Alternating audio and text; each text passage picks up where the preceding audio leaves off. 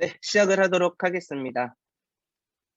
네, 시작하도록 하겠습니다. 네, 제 얼굴이 이렇게 나오고 있는데요. 네, 잘 나오고 있나요? 네, 반갑습니다. 네. 네, 오늘 2021년 밴쿠버 온누리교회 Y미션 7기 함께 모이신 여러분들 환영하고요. 오늘은 2과입니다. 하나님의 선교가 시작되다. 네, 구약 성경에 나타난 선교라는 제목을 가지고 우리 사랑하는 성도님들과 함께 강의를 진행하도록 하겠습니다. 네, 먼저 이제 저는 약간 조금 이렇게 좀 줄어들어서 조금 사라져야 될 상황이 된 것 같고요. 네, 서론입니다. 우리는 어디에 있든 모든 그리스도인은 문화적 배경이나 또 신학적 교파가 어떠하든지 언젠가는 또 교회와 또 세상의 관계에 대해서 생각해 봐야 합니다. 왜일까요? 그것은 바로 그리스도인이 아닌 친지, 친구, 이웃을 향한, 그리고 실제로 비기독교 세상 전체를 향한 그리스도인으로서의 책임이 있기 때문입니다. 그 책임이 무엇일까요? 그것은 아까 우리 최상영 원사님께서 기도해 주신 것이지만 바로 예수 그리스도 그 복음을 전달해야 될 그러한 사명이 우리 가운데 있다라는 것이고, 그러한 책임이 우리 가운데 있다라는 것입니다. 특별히 그것이 우리의 친지, 친구, 이웃을 향해서, 아직도 그리스도가 누군지 모르는 그 사람들을 향해서 우리가 바로 세상 전체를 향해 그러한 그리스도의 책임을 가지고 예수 그리스도를 전파해야 될 사명이 있다라는 것이죠. 특별히 우리가 이 질문에 대답하는 한 가지 답변으로 우리가 선교라는 용어를 사용을 하고 있죠. 교회와 세상의 관계를 논하면서 이 선교라는 개념을 빼는 것은 사실 거의 불가능하기 때문입니다. 그래서 이 교회 안에서, 특별히 우리가 이 기독교라는 거 안에서 선교라는 것은 굉장히 중요한 위치를 가지고 있다라는 것이죠. 그러나 한 가지 생각해 봐야 될 것은 이 선교라는 것 과연 무엇일까? 그리고 이 선교에서 전도는 어떤 역할을 할까? 그리고 전도라는 것에서 특별히 이 대화, 아직도 비기독교 세상 전체에 퍼져 있는 어떤 사람, 아직도 예수 그리스도를 모르는 사람에게 어떻게 예수 그리스도를 설명할 것이며, 또 특별히 우리와 다른 종교를 가진 사람에게 어떤 방법으로 우리가 그런 대화를 할 수 있을지, 그런 대화하는 역할에 대해서 우리는 다양한 방법으로 생각을 하고 있습니다. 즉, 어떤 통일성을 가지고 생각하기보다는 모든 사람들이, 특별히 기독교인 가운데 있어도 선교, 전도, 대화와 관련해서 여러 다방면의 생각이 있다라는 것이죠. 그래서 전체적으로 이런 부분들에 대해서 유명한 학자였던 이 존 스토트는 두 가지 입장에 대해서 이야기를 해주고 있습니다. 첫 번째는 전통적인 입장이 그 전에 있었다라는 것인데요. 1960년대 이전에 있었던 선교에 대한 입장입니다. 여기 보시면 선교와 전도를 동일시했다라는 겁니다. 전통적인 입장은 선교와 전도를 동일시했다라는 것입니다. 그래서 선교사는 복음 전도자이고 선교 프로그램은 전도 프로그램이다라는 동일한 인식을 했다라는 것이죠. 그렇기 때문에 교육과 의료 사역이 굉장히 선교라는 거에 있어서는 아주 적절한 것으로 생각을 했고, 실제로 전도 사역에서도 매우 유용한 부속 사역이라고 생각할 수가 있었습니다. 우리나라, 즉 아까 우리 최상원 선생님께서 기도해 주신 그 내용에서 우리가 조선이라는 그 나라를 기억했을 때에 캐나다에 있던 선교사님들이 한국에 찾아왔을 때에, 조선의 나라를 찾아왔을 때에 가장 먼저 했던 사역이 무엇일까요? 네, 교육과 의료 사역, 즉 전통적인 입장에서 선교와 전도를 동일시하면서 이 두 가지 사역을 굉장히 아주 적절한 것으로 부속 사역으로 생각을 했다라는 것이죠. 그러한 배경들이 있다면 이 세상에 대한 생각을 바로 불타고 있는 건물과 같아서 그리스도인의 유일한 임무는 너무 늦기 전에 구조 활동을 완수하는 것에 목표가 있었다라는 것입니다. 그래서 안타깝지만 우리 캐나다에서 이제 그저께 안타까운 사건이 한 가지 좀 발견이 되었죠. 이 레지던셜 스쿨 때문에 215명의 원주민 아이들이 부득이하게 죽임을 당하는 일이 있었습니다. 사실 그 아이들에 대한 어떤 인권, 또 원주민에 대한 생각들을 하기보다는 그저 그 사람들을 빨리 그리스도인으로 변화시켜야 되겠다, 어찌 보면 또 문명인으로 변화시켜야 되겠다는 목표 지향적인 생각 때문에 여기 나와 있는 것처럼 불타고 있는 건물과 같아서 너무 늦기 전에 이 구조 활동을 완수하는 것에만 포커스가 맞춰져 있기 때문에 어떤 수단과 방법적인 부분에 있어서 이 선교를 무조건 해야 된다라는 입장, 그리고 그런 부분이 밑에 보시면 개인의 삶에서 하나님의 구원하시는 그런 행위와 이런 것이 관련이 있다라는, 즉 수직적인 해석을 통해서 굉장히 안타까운 일들이 오히려 더 많이 벌어지는 것이 1960년대 이전에 있던 어떤 선교에 대한 전통적인 입장이라고 존 스토트는 말하고 있습니다.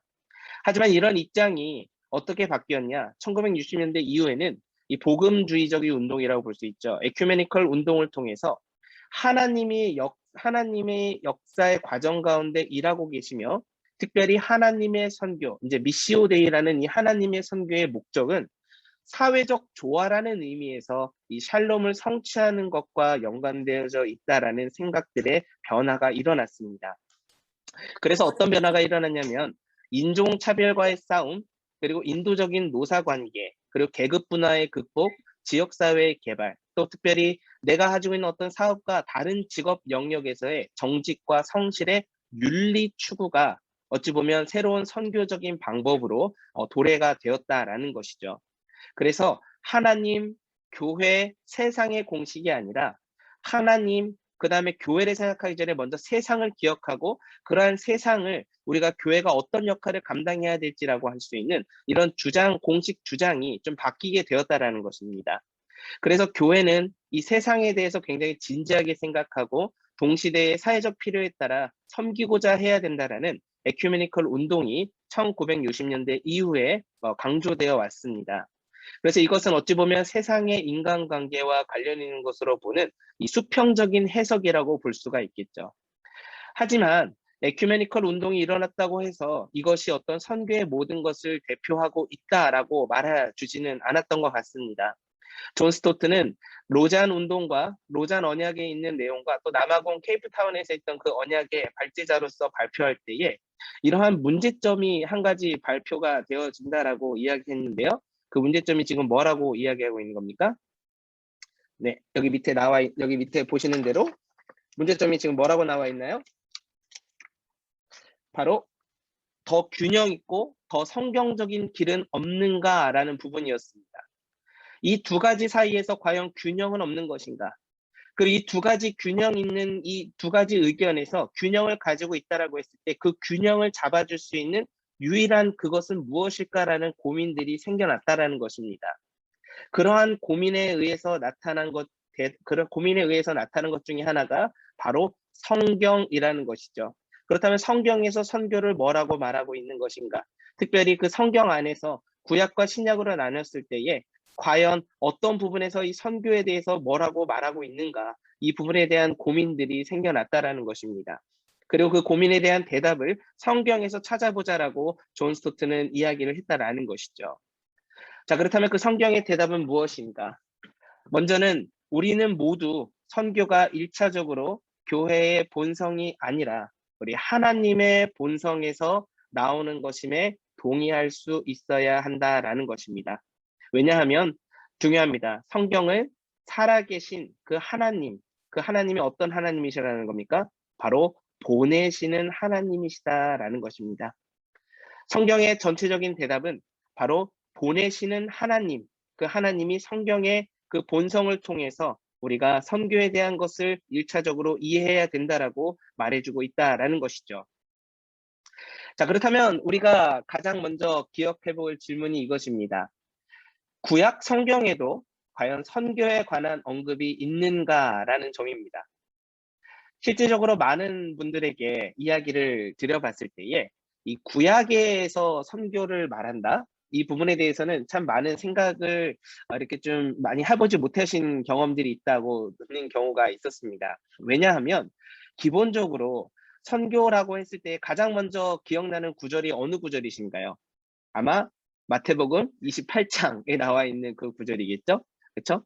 너희는 가서 모든 민족을 제자로 삼아 내가 명령한 것을 지키게 하고, 그렇죠? 사마리아와 온 땅과 땅끝까지 이르러 내 증인이 되게 하리라 라는 이 말씀을 기억하다 보니까, 즉 Great Commission, 즉 대위임령만 기억하다 보니까 예수님께서 하늘로 승천하신 후에 그 다음에 이제 선교가 시작되었어 라고 우리는 기본적으로 생각을 할 수 있지만, 어찌 보면 그것은 굉장한 잘못된 선입견이라고도 볼 수가 있겠다라는 것을 Y미션에서 먼저 이야기하고 있는 것입니다. 앞에 화면에 보시는 대로 구약 성경에도 선교에 관한 언급이 있는가? 이것은 합당한 질문입니다. 왜냐하면 기독교 교회와 기독 신학에 있어서 구약과 분리된 신약은 결코 존재하지 않기 때문입니다. 구약 성경에도 선교에 관한 언급이 있다라는 것이죠. 자, 그러나 선교의 문제에 있어서 우리가 선교를 먼 지역의 설교자를 파송하려고 하는 이런 전통적인 이해를 고수하는 한 여기에서 우리는 어려움에 빠진다라는 것입니다. 즉, 바울이 1차, 2차, 3차 전도 여행을 통해서 선교한 것이기 때문에 그 신약에서부터 시작되는 거야라고 생각하는 이런 선입견, 이런 전통적인 이해 때문에 먼 지역의 설교자를 파송해서 이러한 내용이 구약에도 있다라는 사실을 기억하지 못하는 이런 어려움에 빠질 수 있다라는 것이죠. 그렇기 때문에 우리의 생각에는 구약에서 옛 언약의 신자, 즉 성도들이 다른 사람들을 여호와 신앙으로 개종시키기 위해 지리적, 종교적, 사회적인 국경을 건너도록 하나님에 의해 파송받은 암시가 전혀 나타나지 않고 있어라는 우리가 잘못된 선입견을 가질 수 있다라는 것입니다. 여기서 말하고 있는 옛 언약의 신자 성도들은 이스라엘 사람들을 지칭하는 겁니다. 선지자를 뜻하는 것이 아닙니다. 이스라엘 사람들이 여호와 신앙으로 개종시키기 위해서 이런 일을 한 적이 있나? 우리가 한번 생각을 해봐야 되는 문제인데 그동안 그렇게 생각을 못했다라는 것이죠. 그래서 Y 미션은 이렇습니다. 이스라엘은 실제로 열방에게 가지 않습니다. 이스라엘은 분명하게 열방들을 여호와의 신앙으로 초청하지는 않습니다. 열방들이 온다면 그것은 바로 하나님께서 그들을 들어오게 하셨기 때문이다라고 말하고 있습니다. 즉 모든 것의 주체가 지금 누구라고 되어 있는 겁니까? 하나님이라고 되어 있는 것이죠. 그러므로 구약 안에 굉장히 중요한 표현입니다. 구약 안에 선교사가 있다면 그분은 그의 종말론적 행위로 열방들을 예루살렘으로 인도하여 그의 언약 백성들과 함께 자신을 예배하게 하시는 누구라고 말하는 것입니까? 바로 하나님 자신이라는 것입니다. 구약에서의 선교사가 누구라는 말씀이십니까? 바로 하나님이 구약의 선교사라는 것입니다. 그렇기 때문에 구약 성경에서의 선교는 무슨 선교라고 할 수 있는 것일까요? 바로 하나님의 선교라고 우리는 지칭할 수가 있겠습니다. 네, 그리고 이것은 이제 제 개인적인 의견을 좀 여러분께 먼저 말씀드리는 건데요. Y 미션을 진행하면서 특별히 Y 미션을 여러분이 참석하면서 중요하게 생각해야 될 영역이 한 가지 있습니다. 그것은 뭐냐면요. 바로 선교적 해석학이라는 부분입니다. Missional Hermeneutics라는 부분인데요. 성경을 볼 때에 우리는 복음주의 관점으로 볼 수도 있고 기독론적인 관점으로 볼 수도 있고 종말론적인 관점으로도 볼 수도 있고 여러 렌즈를 통해서 볼 수 있습니다. 하지만 여러분들이 Y미션 강의를 들으면서 선교에 대해서 배울 때에는 이 성경에 나오는 모든 이야기들을 선교적 관점으로 바라봐야 한다는 것입니다. 즉 간단히 말해서 여러분들이 이 시간을 통해서 바라봐야 될 선교적 해석학이라는 것은 성경 전체가 하나님의 피조물 전체를 위해 하나님의 세상에 관여하는 하나님의 백성을 통한 하나님의 선교 이야기를 이 성경 가운데 펼쳐놨다라는 이 렌즈를 가지고 성경을 읽는 것, 바로 이것이 선교적 해석학이라는 것입니다. 그렇기 때문에 Y미션에서 진행되어지는 모든 이야기들을 그동안 우리가 들었던 어떤 설교, 특별히 기독론적 관점, 복음주의적 관점으로 비교하면서 해석해야 되는 것이 아니라 이 이야기를 통해서 선교적인 관점에서 하나님이 이것을 왜 말씀하셨는지 우리의 렌즈가 선교적인 관점으로 이 모든 이야기들을 바라봐야 한다라는 것을 먼저 말씀드리도록 하겠습니다. 네, 앞에 나와보신 대로 크리스토퍼 라이트라는 이 구약학자가 구약에 대한 성교적 해석학의 기본 전제 질문들과 답변들을 먼저 이야기를 해줬습니다. 이 네 가지는 우리 성도님들이 꼭 기억하시면서 바라보시면 좋겠습니다. 아이고, 제 얼굴이 이렇게 또 우리 유명한 크리스토퍼 라이트 학자 옆에 있게 되는 영광을 또 이렇게 얻게 되는데요. 네, 겸손하게 아래로 내려가도록 하겠습니다. 이 네 가지 질문을 꼭 기억하시면 좋겠습니다. 특별히 구약에 대한 선교적 해석학입니다. 구약을 읽으실 때에 창세기부터 말라기까지 읽으실 때에 이 네 가지를 꼭 기억하시면서 선교적인 관점으로 보십시오. 첫 번째, 우리는 어디에 있는가입니다. 우리를 둘러싼 세상의 본질은 무엇인가?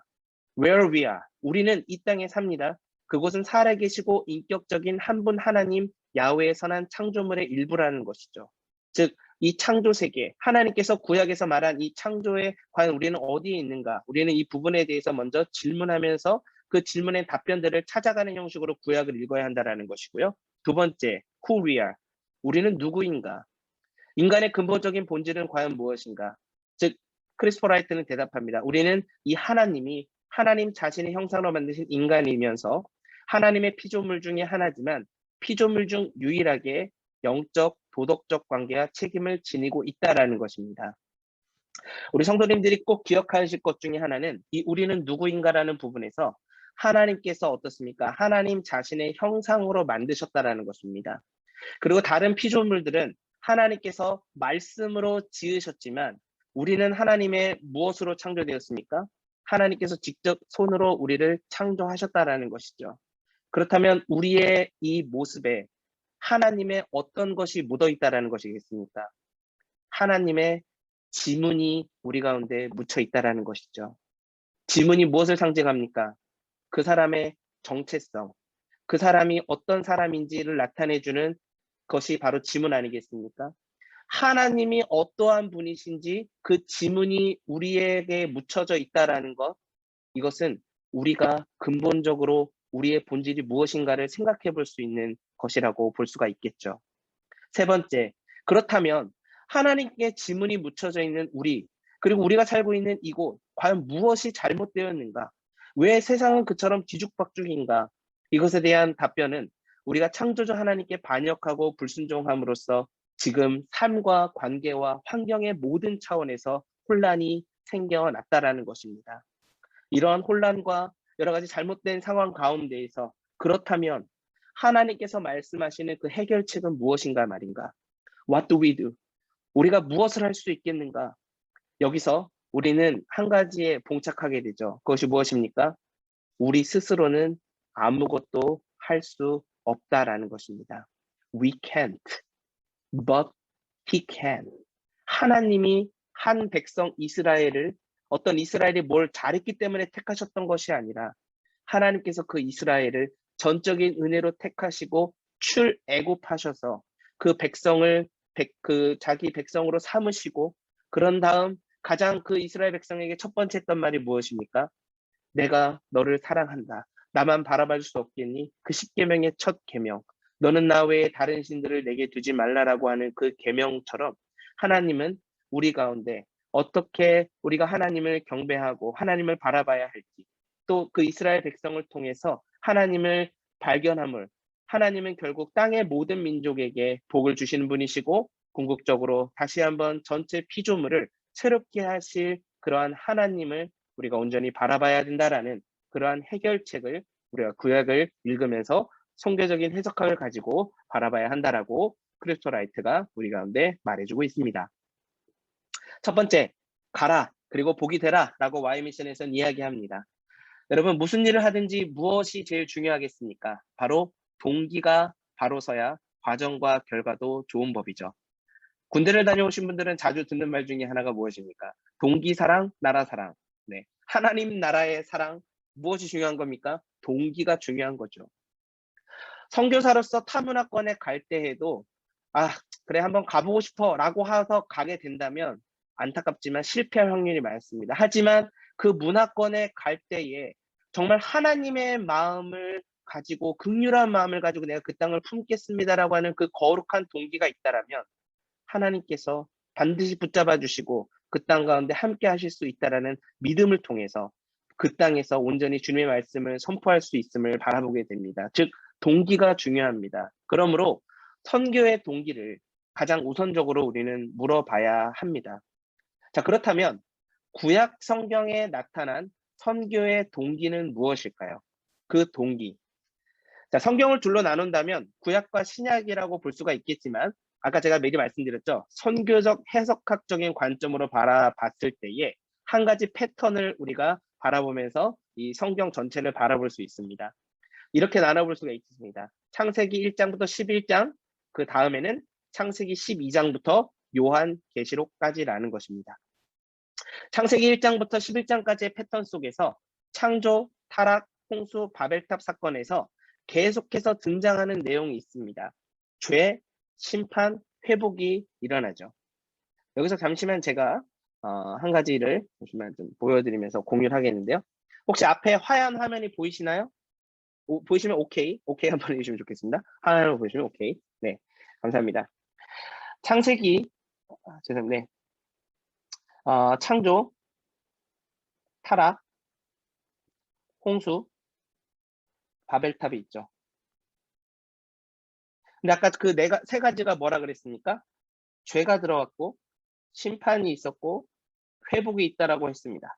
그렇죠? 창조에서는 어떤 죄가 있었나요?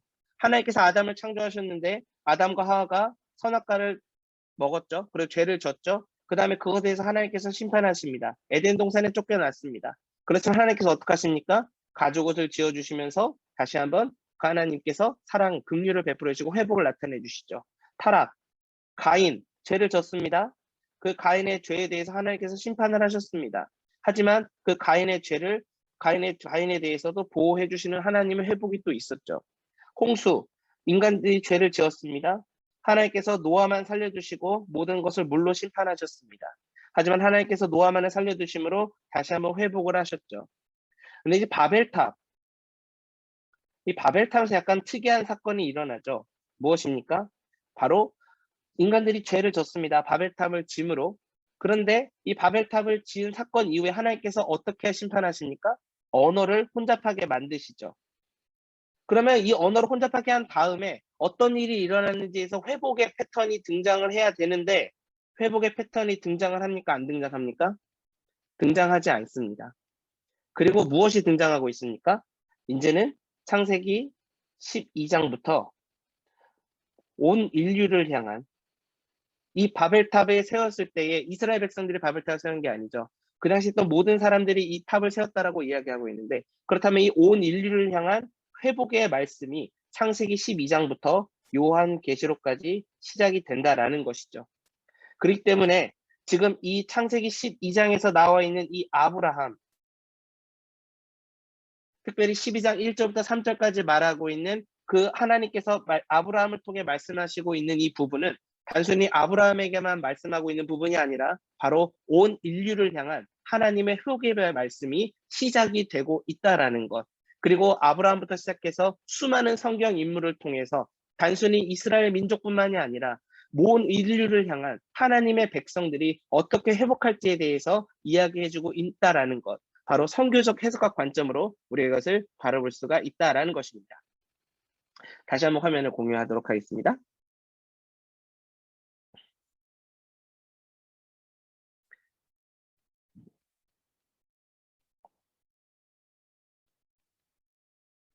화면이 아까 물론 꺼졌네요. 잠시만요.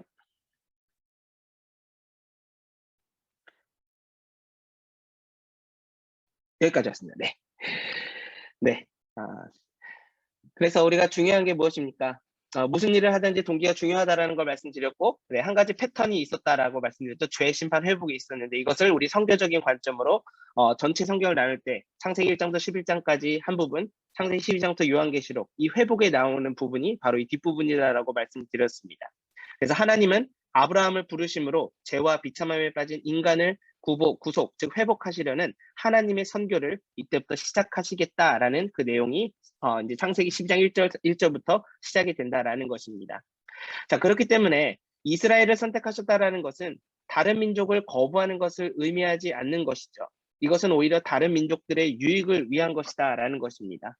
이스라엘, 즉 아브라함을 선택하셔서 그 아브라함을 통해서 복의 근원이 된다라고 이야기하신 것은 그 아브라함뿐만이 아니라 그때부터 시작해서 온 인류를 향한 하나님의 그 축복을 전달하겠다라는 하나님의 뜻이 있다라고 우리가 볼 수 있겠습니다. 자, 그렇다면 무엇이 선교인가? 구약 성경에서 무엇을 선교라고 할까라고 했을 때요. 선교란 첫 번째, 열방과 만민의 복이 되는 것이다 라고 이야기하고 있습니다. 이것이 구약 성경에서 말하고 있는 선교의 첫 번째 내용이고요. 두 번째, 구약 성경에서 말하고 있는 선교는 구심적이면서 동시에 원심적이다라는 것입니다. 어떻게 보면 우리는 구심적인 선교만 구약에 있다라고 생각할 수 있지만 실질적으로 이 원심적인 선교도 구약에 등장하고 있다라는 것인데요. 구심적 선교는 여기 그림에 보시면 아시겠지만 가나안 땅으로 향하던 출애굽 사건, 즉 모세 오경을 나눈 여러 있는 사건들, 즉 이스라엘에게 이 구 중심으로 오게 되는, 예루살렘으로 돌아오게 되는 이것이 바로 구심적 선교라고 이야기를 하고 있는 것이, 즉 유대인에게 포커스를 맞춰져 있는 것이 구심적 선교라고 보여질 수 있는데, 구약 성경에서는 사실 원신적 선교도 이야기하고 있습니다. 어느 부분일까요? 예, 요나서에서 그것을 말하고 있죠. 하나님은 동정심과 사랑의 마음으로 요나를 파송하셨다라는 것입니다. 즉 이것이 단순히 이스라엘 민족에게만 있는 것이 아니라 온 열방을 향해서 둥글게 둥글게 퍼져 나아간다라는 것이죠. Y 미션에 있는 책 내용 말고 혹 아까 제가 말씀드렸지만 성경을 갖고 계신 분들은 이사야 16장 9절과 11절 말씀을 잠깐 보시면 좋겠습니다. 이사야 16장 9절부터 11절 말씀인데요. 참고로 이사야 13장부터 23장까지는 온 열방을 향한 하나님의 심판의 내용이 적혀있는 성경 본문인데 16장 9절부터 11절에 이런 말이 있습니다. 9절과 11절인데요. 제가 읽어드리겠습니다. 그래서 야셀이 신마의 포도나무를 두고 올 때 나도 함께 울고 있다. 헤스보나 에르알레야, 내가 눈물로 너를 적시는구나. 다 익은 내 여름 열매야, 내 수확물을 보고 기뻐 외치던 소리가 그쳤구나. 여기서 중요한 포인트가 무엇인가요? 내가 눈물로 너를 적시는구나 라고 되어 있습니다. 11절, 그래서 모압 때문에 내 내장이 하프처럼 떨리고 기라셀렛 때문에 내 창자가 뒤틀린다 라고 되어 있습니다. 사랑하는 성도님 여러분, 이방 나라인 모압을 위해서 오시는 하나님이 지금 보이시나요? 하나님이 단순히 이스라엘을 위해서만 오시고 이스라엘 위해서만 아파하시는 하나님이 아니라 이방 나라인 모압을 위해서도 하나님께서 오시고 계시다라는 것입니다. 그의 택하신 백성을 향해서는 하나님이 어떠실까요? 이거보다 더 아파하시지 않으셨을까요? 결과적으로 이것은 즉 원심적 선교, 구심적 선교 두 가지를 다 통합하는 내용인 것이죠. 이방 나라의 죄로 이렇게 오시는 하나님이신데, 그렇다면 오늘날 우리가 죄를 지은다고 한다면 여러분 하나님의 심정은 어떠실까요? 과연 우리가 죄를 지을 수 있을까요? 하나님의 그 말씀을 하나님이 누구신지 알려야 한다라고 하면서 우리가 죄를 지은다고 한다면 그 하나님의 심정이 어떠실까요? 이방 나라가 지금 하나님을 알지 못해서 죄를 짓는 것에 대해서도 하나님이 아파하시고 눈물 흘리시는데, 하나님을 아는 우리가 죄를 짓거나 하나님 앞에 잘못을 저지르고 있다면 그것은 얼마나 더 하나님의 마음을 아프게 하는 것일까요? 구약 성경에서는 이 구심적인 선교, 원심적인 선교 두 가지를 다 통합해서 말해주고 있고, 하나님께서는 이스라엘뿐만이 아니라 온 열방을 사랑하시는 하나님으로 증거되어져 있다라는 것, 우리가 반드시 기억해야 된다라는 것입니다. 그렇기 때문에 우리의 힘으로는 선교할 수가 없다라는 것이겠죠. 선교의 자원이나 힘은 어디에서 비롯될까요? 우리가 무슨 힘으로 하나님이 부르시고 보내시는 이 선교에 참여할 수가 있을까요? 여러분, 아브라함이 성공했습니까? 그가 성공했기 때문에 소돔과 고모라의 타락이 막을 수 있었던 것인가요? 막을 수 없었죠. 여러분, 이스라엘 백성들이 성공했습니까? 신명기 29장 24절과 25절 제가 읽어드리겠습니다. 혹시 성경 가신 분들 함께 찾으셔도 좋겠고요. 신명기 29장 24절 25절 29장 24절 25절 말씀인데요. 이렇게 적혀 있습니다. 모든 민족들이 물을 것이다. 여호와께서 이 땅에 왜 이런 일을 행하셨는가? 왜 이토록 무섭게 진노하시는가? 그때 사람들이 대답할 것이다. 이 백성들이 그 조상들의 하나님 여호와의 언약, 곧 그분이 그들을 이집트에서 이끌어내실 때 그들과 맺으신 언약을 저버렸기 때문이다. 여러분, 이스라엘 백성들이 하나님의 전적인 무조건적인 그 은혜를 받았음에도 성공했나요? 실패했나요? 실패했죠. 그렇다면 선지자들은 어떻습니까? 성공했나요? 선지자가 있었음에도 불구하고 이스라엘 백성들은 타락했고 안타깝지만 망했습니다. 우리의 힘으로는 결코 선교할 수가 없다라는 것이죠. 이러한 상황에서 누가 진정으로 회복하실 수 있으신 유일한 분이신가라는 이 질문 앞에 우리는 구약 안에서 만물을 창조하신 하나님, 역사를 이끌어 가시는 하나님, 열방을 구원하시는 하나님, 유일신이신 이 하나님을 믿는 신앙이 선교의 힘이라고 구약은 증거하고 있는 것입니다. 특별히 구약을 네 부분으로 나눴을 때에 율법서, 역사서, 예언서, 시가서로 이루어진 이 구약의 모든 말씀은 이 두 가지를 꼭 기억하십시오. 하나님의 정체성, 하나님의 그 아이덴티티, 하나님이 어떤 분이신지 그 하나님을 믿는 것과 그리고 하나님의 캐릭터, 하나님의 그 성품, 그것에 우리가 순종하는 것, 바로 이것이 하나님의 뜻을 이루는 힘의 근원이다라고 말하고 있습니다. 성경을 가지신 분들은 지금 미가서 6장 6절부터 8절을 잠깐 보면 좋겠습니다. 미가서 6장 6절에서 8절 말씀. 특별히 8절 말씀 우리가 한 목소리를 함께 읽으면 좋겠는데요. 성경 가지신 분들 함께 읽으시면 좋겠습니다. 미가서 6장 8절 말씀입니다. 시작. 우리말 성경입니다. 오 사람아, 무엇이 좋은지 이미 그분께서 내게 말씀하셨다. 여호와께서 내게 원하시는 것은 공의에 맞게 행동하고 긍휼을 사랑하며 겸손히 내 하나님과 함께 행하는 것이다. 아멘. 여러분, 하나님, 그 유일하신 하나님께서 지금 원하시는 것이 무엇이라고 말씀하시는 겁니까? 공의에 맞게 행동하는 것, 긍휼을 사랑하는 것, 그리고 겸손히 내 하나님과 함께 행하는 것입니다. 하나님이 어떤 분이신지 그 아는 것, 그리고 하나님의 그 성품에 순종하는 것, 미가서가 그것을 증명하고 있는 것이죠. 진정으로 우리를 회복할 수 있는 유일한 분이 누구십니까? 바로 하나님이시다라는 것입니다. 자기의 힘으로 아무것도 할 수 없다라는 그 모세, 여호수아, 예레미야, 스가랴 등 구약의 대부분의 중요한 인물들을 통해 하나님의 능력으로 하나님의 선교에 동참하실 수 있게 하심을 이 인물들을 통해서 하나님께서 보여주셨음을 이 구약을 통해 우리는 알 수 있다라는 것 꼭 기억하시길 바랍니다. 그렇기 때문에 여러분 누가 하실 수 있다라는 겁니까? 함께 다 같이 읽어볼까요? 시작. 하나님이 하신다. 아멘. 여러분 하나님이 하십니다. 하나님이 그렇기 때문에 하나님이 하시기 때문에 하나님의 선교가 되는 것이고 이것은 하나님이 이 선교의 주체자라는 것을 가지고 있는 것입니다. 선교의 주체는 삼위일체 하나님이시고 그것을 성경이 보여주고 있고요. 선교의 주도권은 오직 하나님에게만 있습니다. 왜냐하면 하나님만이 철저히 부르시고 보내시는 역할을 감당하고 계시기 때문인 것입니다. 그렇다면 예수 그리스도를 구세주로 믿는 하나님의 백성은 선교에 아무런 상관이 없다라는 것인가? 그 대답은 무엇이겠습니까? 아니다라는 것이겠죠.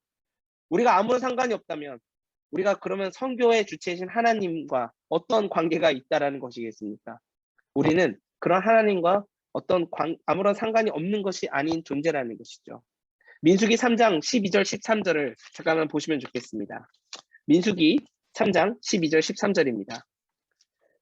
참고로 오늘은 구약을 많이 살펴봅니다. 구약만 많이 살펴봅니다. 왜냐하면 구약에 나타난 하나님의 선교를 나타내기 때문에 구약을 많이 보겠습니다. 민수기 3장 12절과 13절 우리말 성경 이렇게 적혀 있습니다. 보아라, 내가 이스라엘 자손 가운데 모태에서 가장 먼저 나온 사람들 곧 마다들을 대신해 이스라엘 자손 가운데 레위 사람들을 택했다. 그러므로 레위 사람들은 내 것이다. 왜냐하면 처음 난 모든 것은 다 내 것이기 때문이다. 내가 이집트에서 처음 난 모든 것들을 치던 날에 내가 사람으로부터 짐승까지 이스라엘에서 처음 난 모든 것들을 나를 위해 구별했다라고 적혀 있습니다. 이 부분에 대해서 제가 잠시 설명을 좀 드리도록 하겠는데요. 여러분, 마다들을 대신해서 이스라엘 자손 가운데 하나님께서 누구를 선택하셨습니까? 레위 자손을 택하셨다라는 것이죠.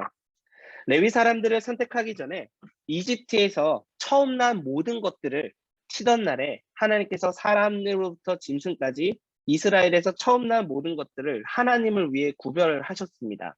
왜 그러셨나요? 그것은 바로 하나님을 기억하기 위해서 하나님께서 그렇게 행하셨죠. 즉 하나님의 정체성을 알기 위해서 하나님께서 그렇게 행하셨다라는 것입니다.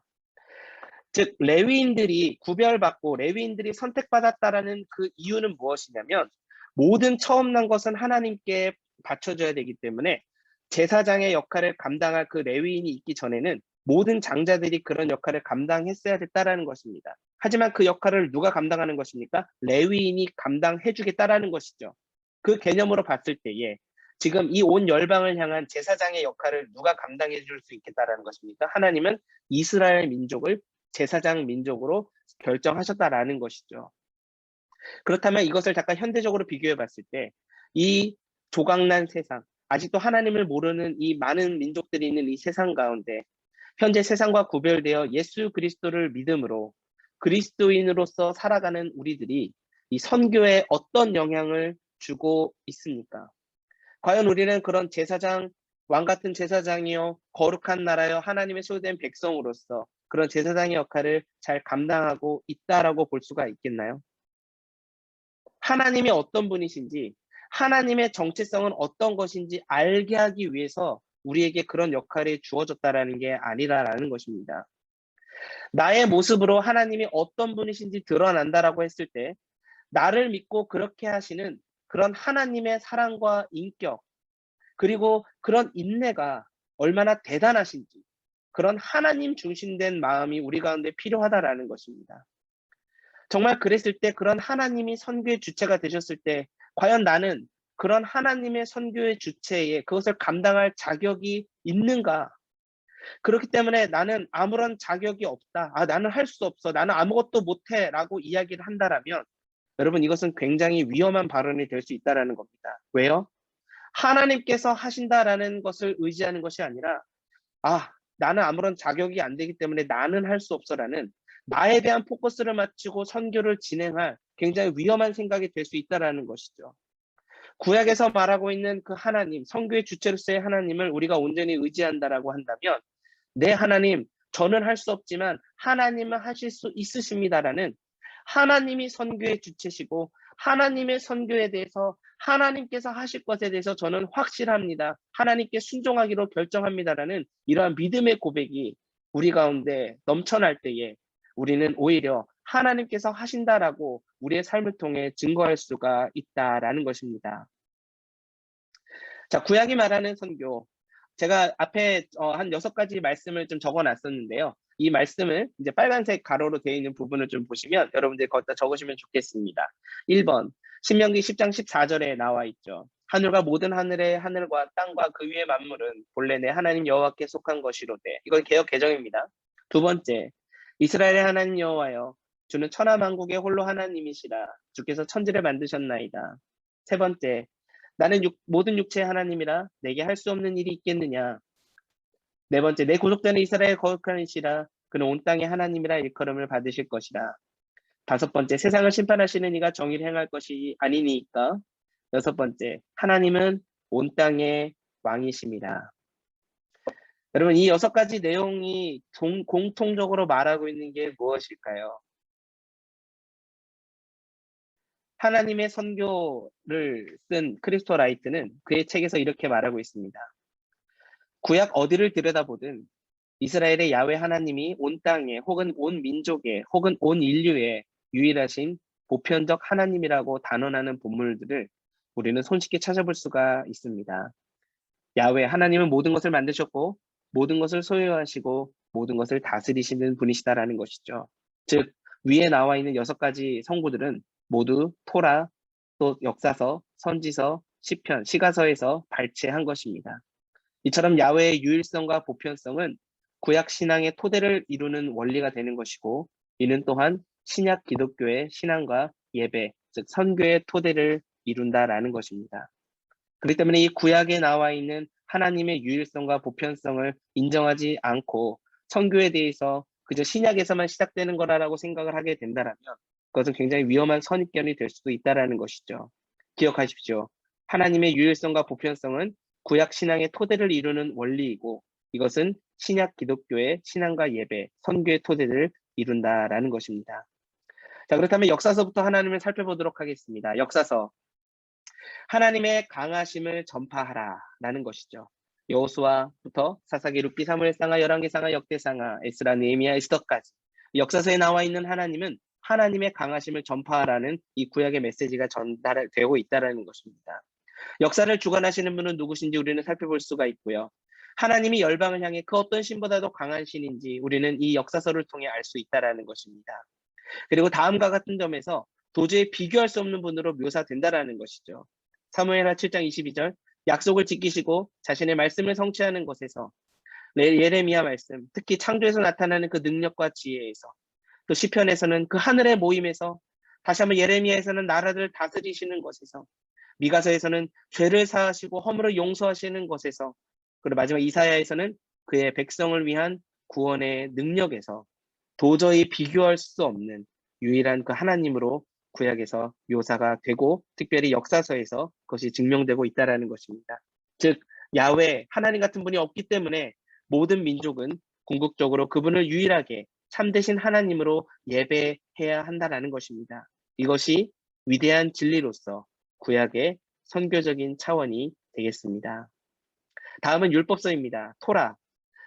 이것은 삶에서 하나님의 공의를 나타내라 라는 것을 말해주고 있습니다. 창세기, 출애굽기, 레위기, 민수기, 신명기, 우리는 모세 오경이라고 말하고 있는 율법서, 특별히 이 Y미션에 나와 있는 본문을 가지고 먼저 선교적 해석학으로 창세기 18장을 좀 바라보기를 원하는데요. 창세기 18장 18절부터 19절은 아브라함의 선택과 파송에서 선교와 윤리의 문제가 얼마나 본질적으로 긴밀하게 연결되어 있는지 밝혀줍니다.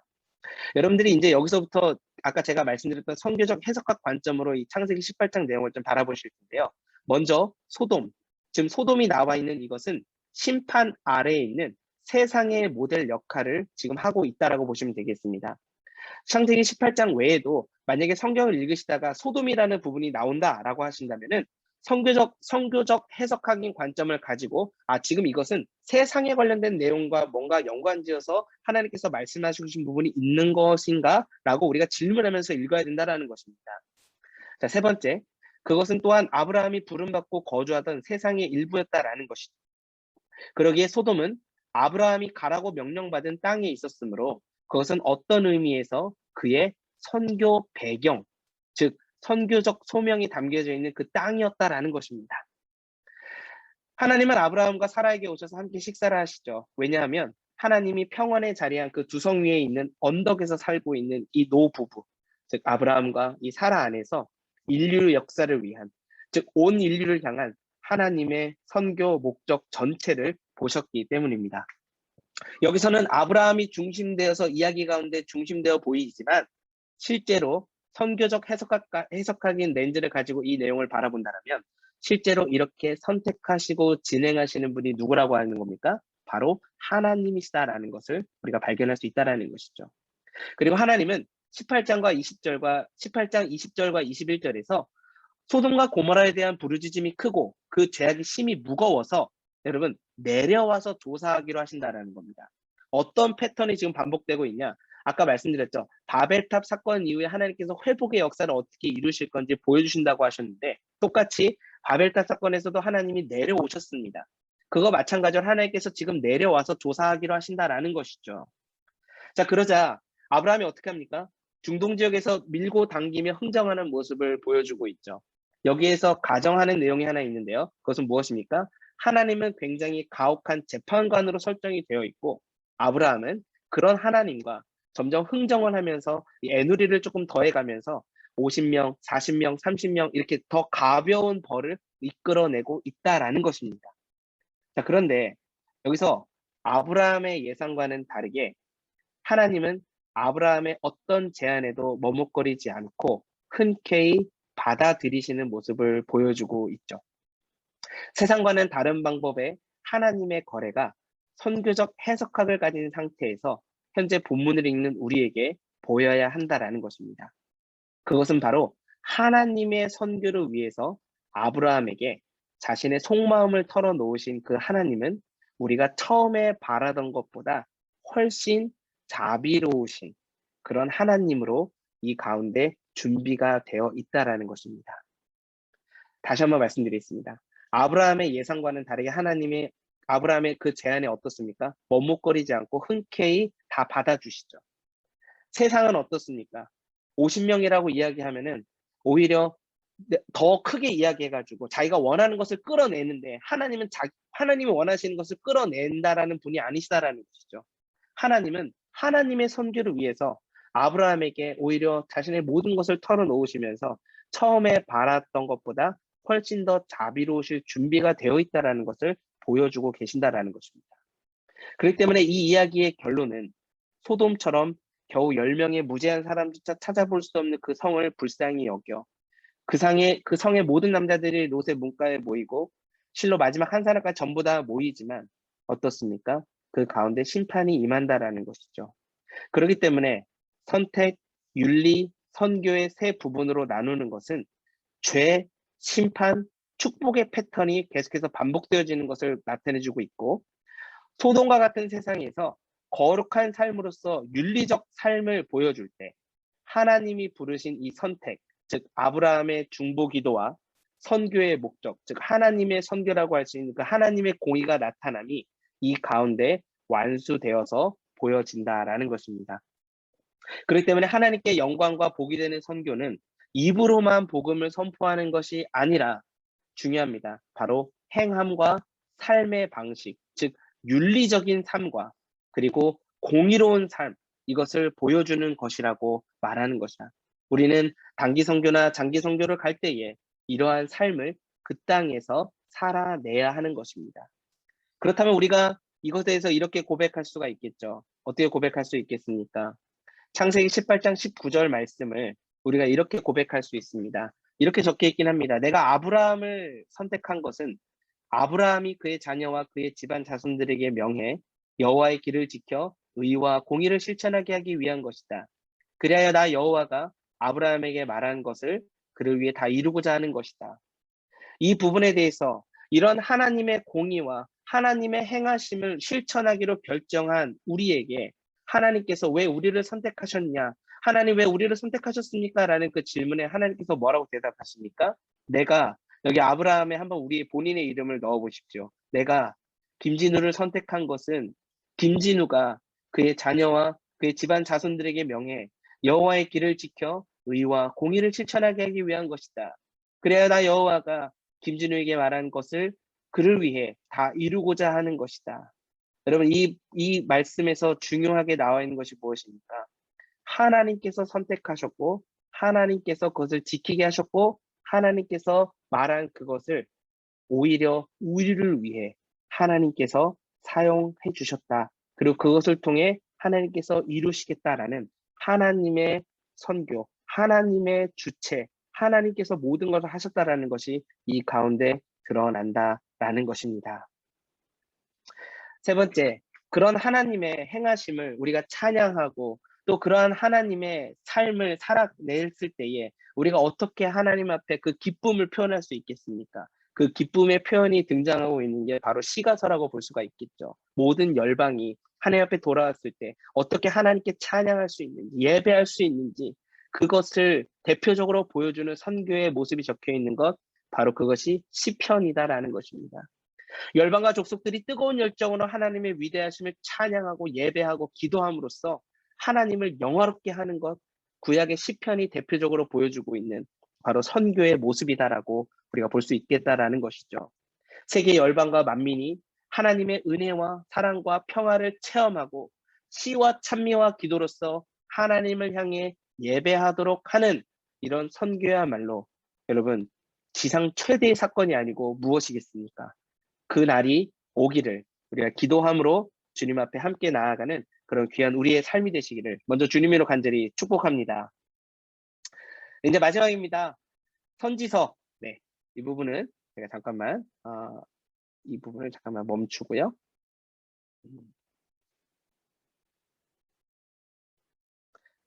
다시 PPT를 보여드리겠습니다.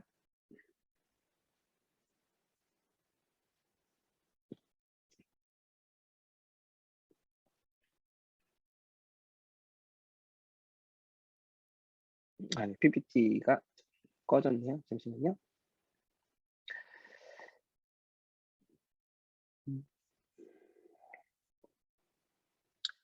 네, 시가서를 지나서 이제 선지서로 지나가겠는데요.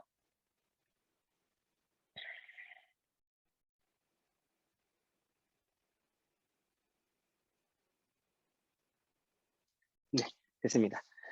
선지서. 예수님의 다시 오심을 알리라라는 것이죠. 네.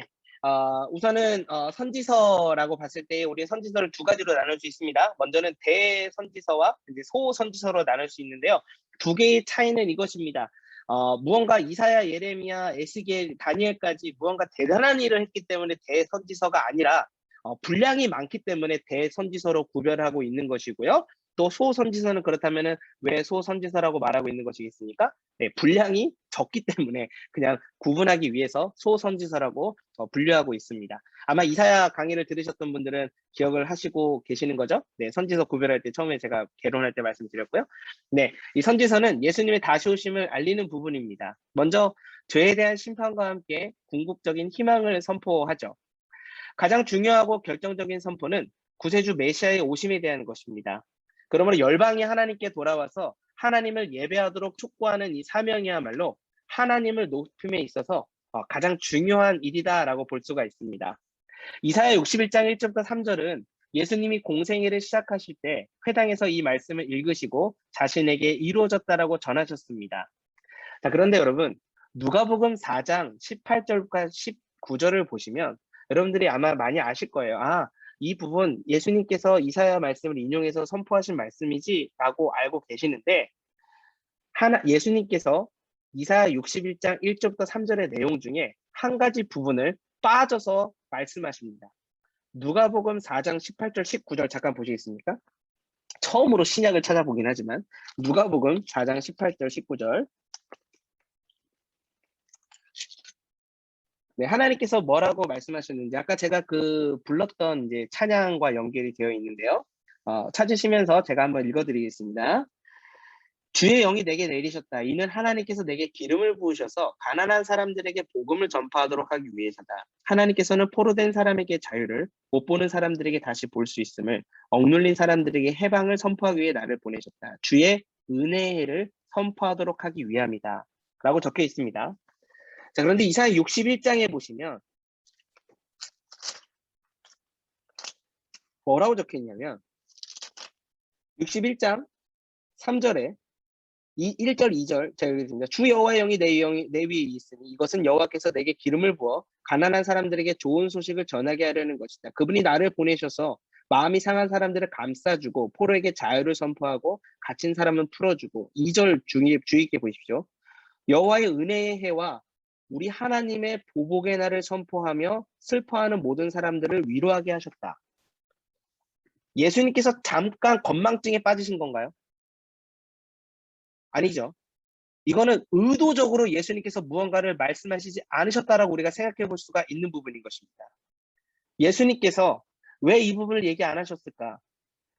이것은 이 신원의 해를 얘기 안 하셨는데 여기 앞에 화면을 보시면 이 already 그리고 난 옛 중에 already는 예수님은 이미 회복하기 위해 오셨다라는 것입니다. 그리고 난 옛 이후에는 예수님께서 어떤 부분으로 오시는 겁니까? 심판자로 오신다라는 것이죠.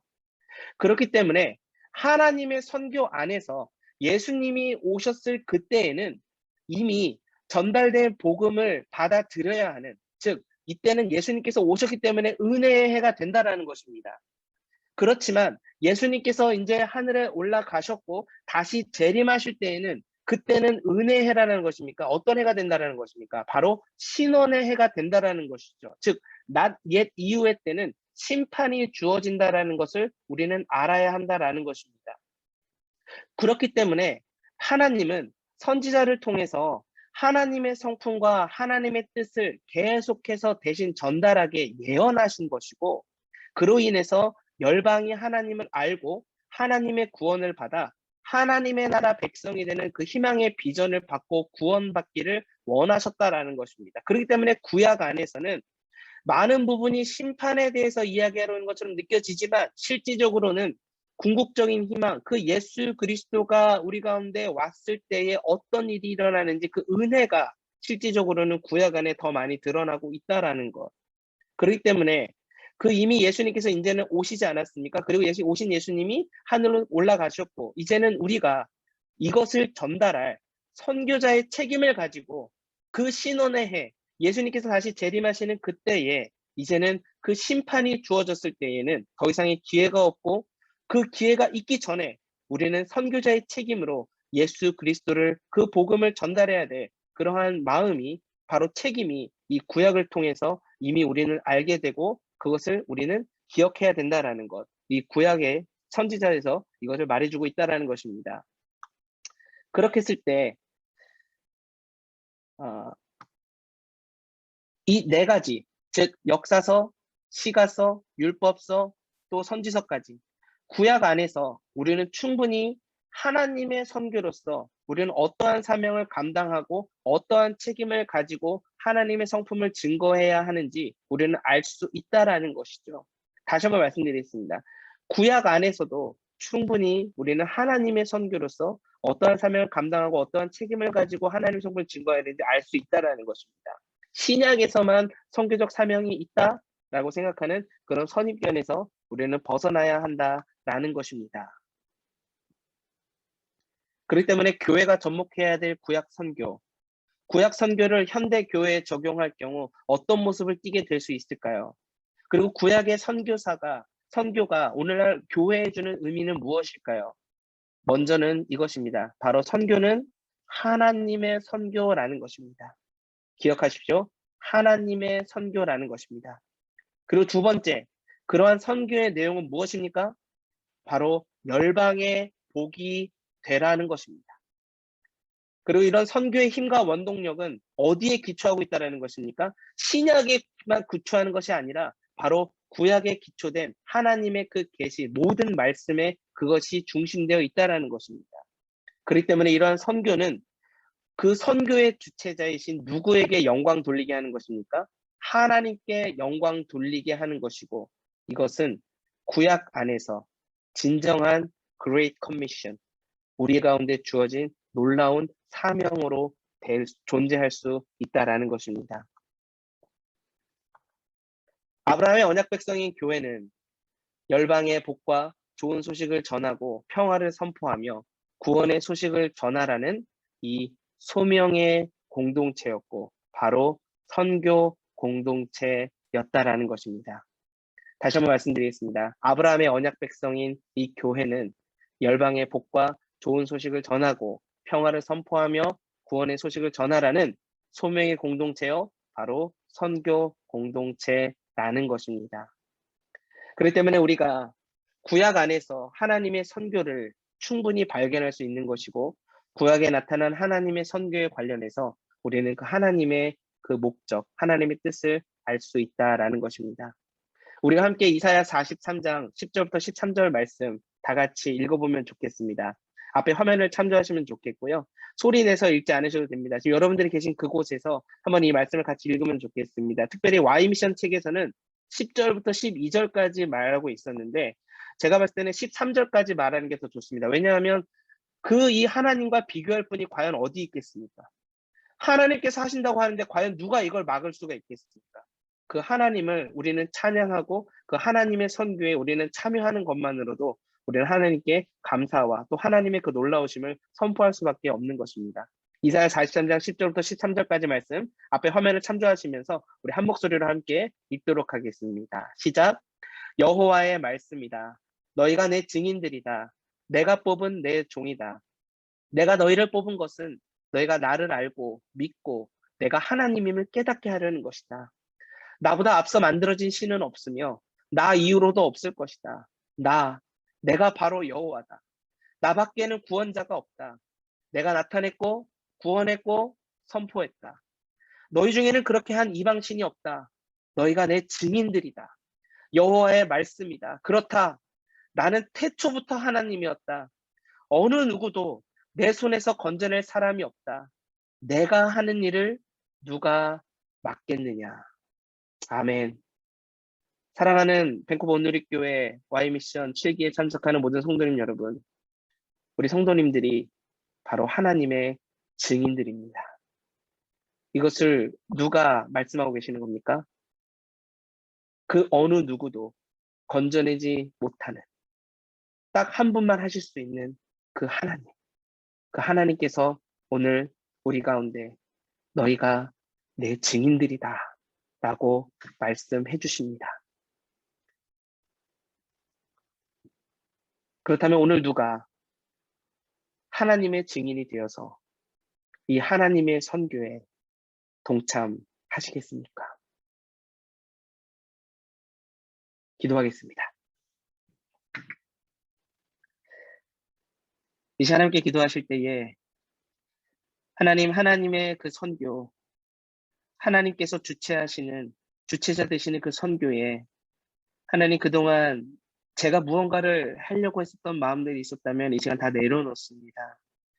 하나님 선교에 동참함으로 하나님이 하실 일들이었는데 하나님의 그 행하심, 능력을 제가 인정하지 못하고 오히려 제 뜻과 제 마음대로 하려고 했던 것들, 이 구약에 나타나는 하나님을 통해 배우면서 주님, 하나님께서 하실 것을 기대함으로 다시 한번 새롭게 나아갑니다.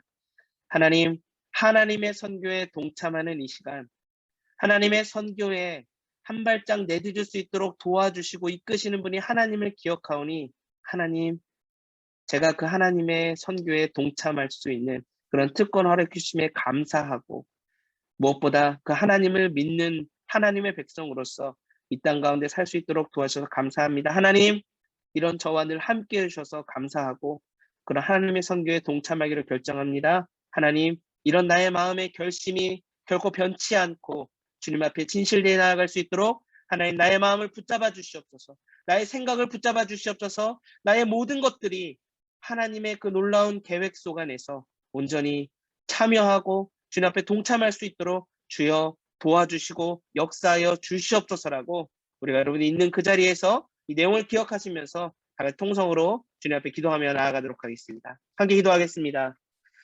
하나님, 이 시간 주님 앞에 먼저 간절한 마음으로 기도하고 싶은 것, 하나님, 이 구약에 나타난 하나님의 그 선교를 통해 하나님 모든 구약에 나와 있는 그 말씀을 통해서 하나님께서 선교사로서 이 구약에서 이미 존재하셨고 또 우리가 그 하나님의 선교에 동참함으로 하나님을 발견할 수 있는 귀한 믿음 허락 주심에 감사합니다. 하나님, 오늘도 우리가 하나님을 온전히 신뢰하면서 하나님의 그 선교에 동참함으로 하나님, 우리가 그 하나님의 선교에 한 발짝 나아가기를 결심하오니 주님, 우리의 이 마음의 결심을 절대로 흐트리지 않을 수 있도록 우리의 삶 가운데 함께하여 주시옵소서. 하나님을 바라보고 하나님을 신뢰할 때마다 우리 마음의 중심에 온전히 하나님께 집중되어지는 믿음의 삶을 살아갈 수 있기를 소망합니다.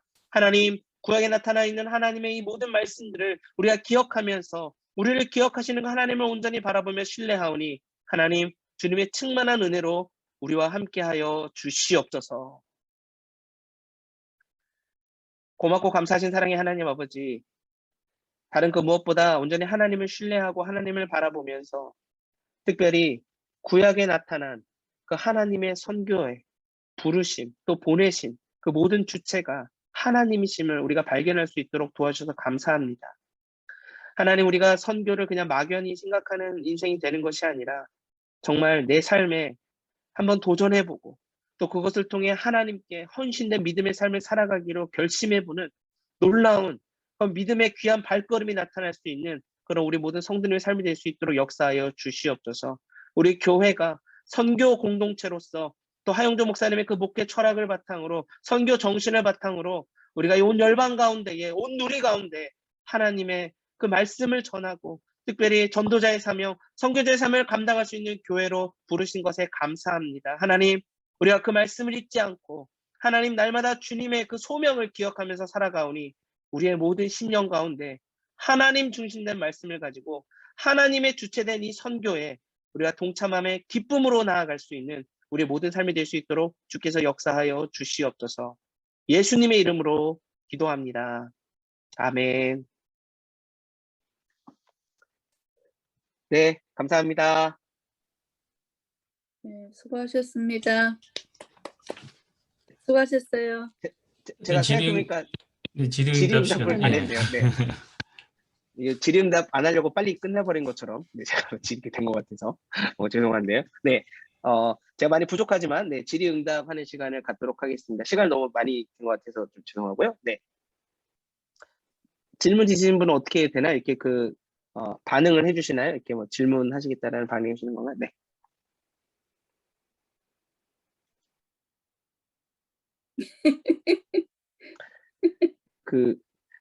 저 온라인 순장 교육할 때는 5초 이상 아무런 말씀 없으시면 질문이 없으시는 걸로 간주해서 온라인 순장 교육은 끝나고 있는데, 네, 그냥 좀 박수 쳐드리고 싶어요.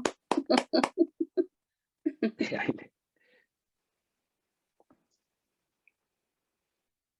예, 네, 질문해 주시죠. 왜 지난번에 그 조경구 선교사님 강의할 때 아주 좋은 질문들 너무 많이 해주셔가지고 조경구 선교사님이 나중에 그 이야기 하더라고요. 너무 질문들이 좋다고. 네.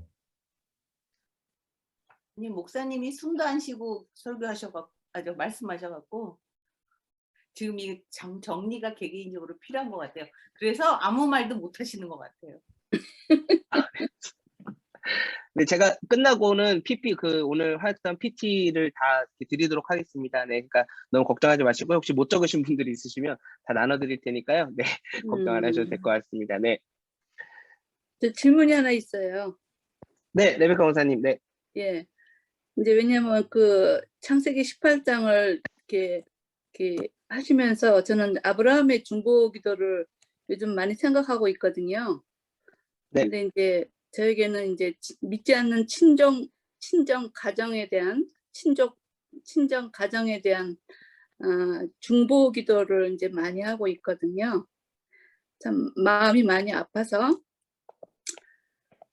하나님이 들으시겠죠?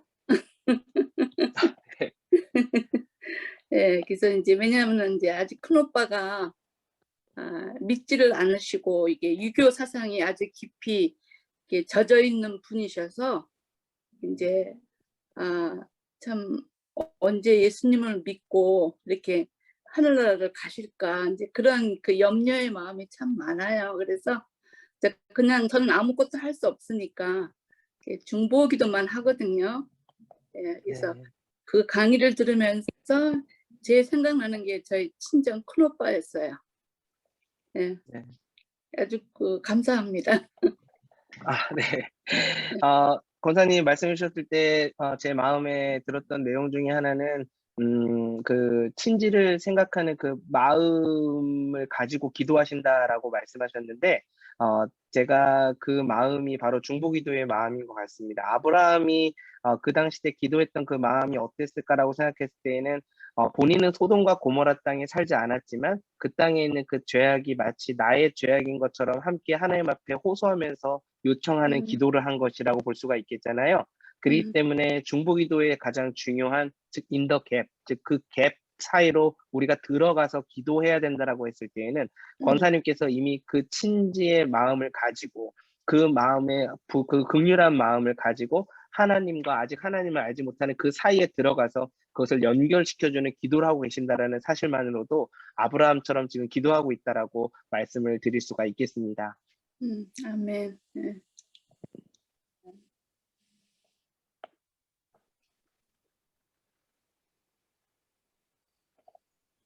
네, 5초가 지나가면 질문이 없어요.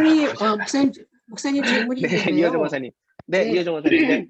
그렇다면 선교라는 것은 하나님의 통로가 결국 하나님을 보여주는 통로가 된다는 말씀이시죠? 그렇다면 하나님을 믿고 교회에 나오지만 아직 하나님을 경험하지 않은 상태에서는 선교라는 개념이 아직은 좀 낯설겠죠? 그러니까 하나님과의 관계에서 그 깊은 릴레이션십과 그런 관계가 유지될 때 하나님이 언뜻 한 개인이나 성도에게 보여줄 수 있는 거니까 하나님과의 먼저 깊은 교제가 선행된 다음에 선교가 되는 거라는 생각이 드는데 맞나요? 네, 권사님께서 말씀해 주신 내용을 아까 제가 강의했던 내용 중에 연결시켜서 말씀드리면 바로 그 부분이 이제 선택이라고 볼 수가 있겠습니다. 내가 하나님을 믿는다고는 하지만 그러한 믿음을 가지고 하나님께서 말씀하신 그대로 내가 살 것인가 말 것인가라는 그 선택. 특별히 네. 그 선택을 했을 때에 그 다음에 나타나는 것이 아까 뭐라고 말씀드렸나요? 윤리적인 부분이 나타날 수밖에 없다라는 것이죠. 예. 이거는 구약 성경에서만 지금 계속 연관해서 말씀드린 겁니다. 선택, 윤리, 그 다음에 하나님께서 그것 가운데 주어진 축복이 이어진다라는 것이죠. 그렇기 때문에 가장 중요한 것은 하나님을 믿었기 때문에 이것은 내가 선교 무조건 나가야 돼 라고 하는 것이 아니라 하나님을 믿는 그 상태에서 하나님이 어떤 분이신지, 즉 하나님의 아이덴티티를 정확히 알고자 하는 그 마음의 중심의 결정, 그런 선택이 반드시 필요하고요. 그런 선택이 이어진 다음에 따라와야 된다는 것이 무엇이냐? 그렇게 하나님께서 말씀하신 하나님의 성품의 삶, 즉 윤리적인 하나님의 성품적인 삶을 내가 살기로 결정합니다라고 하는 그 삶의 실천이 일어났을 때에 그것을 통해 회복을 경험하게 되고 그런 회복의 기쁨을 전하게 되는 것. 바로 이것이 구약을 통한 선교적인 흐름을 발견할 수 있는 어떤 하나의 패턴이라고 볼 수가 있겠다라고 말씀드리고 싶습니다. 감사합니다. 네. 감사합니다. 아까 중보기도에 대해서 얘기하셔서 제가 생각난 게 무릎 선교사, 또 선교는 골방에서부터 그 말씀이 생각났어요. 팬데믹으로 우리가 가지를 못해도 골방에서 얼마든지 열방을 기도로 나갈 수 있으니까 적극적으로 중보기도 합시다. 네, 맞습니다. 권사님 말씀하신 것처럼 예전에 저희 아마 우리 오늘교에서도 같이 봤던 워룸이라는 영화 기억하실 거예요. 그렇죠? 네. 워룸 여러분들이 어느 곳인지를 모르겠지만 기도의 처소로 삼으신 그곳이 바로 영적 전쟁이 일어나는 굉장한 그곳이라는 것을 아마 워룸이라는 영화를 통해서 많이 발견하실 텐데요. 그런 장소가 꼭 우리 성도님들 가운데 있기를 바랍니다. 네, 그 장소가 어디가 됐든 그 장소에 임재하시는 하나님을 경험함으로써 우리 권사님께서 말씀하신 것처럼 바로 그 장소에서 하나님의 놀라운 역사가 일어날 줄 믿습니다. 그런 중보기도의 역사가 우리 교회 가운데 있기를 소망합니다. 특별히 또 선교사로서 우리가 선교적인 소명을 가지고 기도할 때 분명히 놀라운 일을 행하실 것을 확신합니다. 네.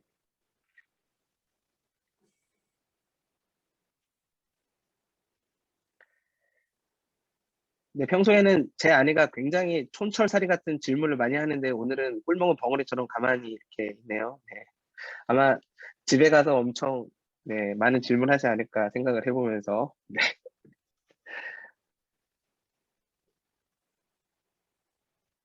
네, 우리 이제 그러면 질문 마감하고 이제 하시죠. 우리 팀장님 전체 진행해 주시죠. 그러면. 네, 감사합니다, 목사님. 박수. 네, 감사합니다. 네. 였습니다.